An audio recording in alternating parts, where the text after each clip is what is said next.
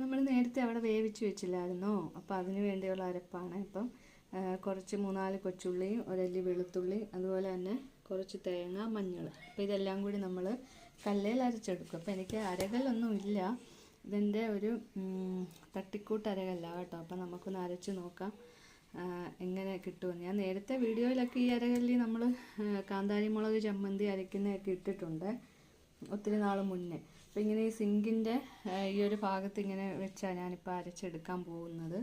അപ്പം നമുക്ക് അരച്ചിട്ട് വരാവേ.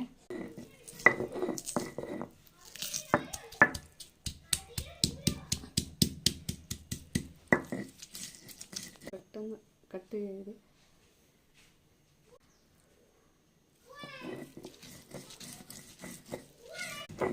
നമ്മൾ ഏകദേശം അരച്ച് തീർന്നിട്ടുണ്ട്. നമ്മൾ അരച്ചെടുത്തിട്ടുണ്ട്.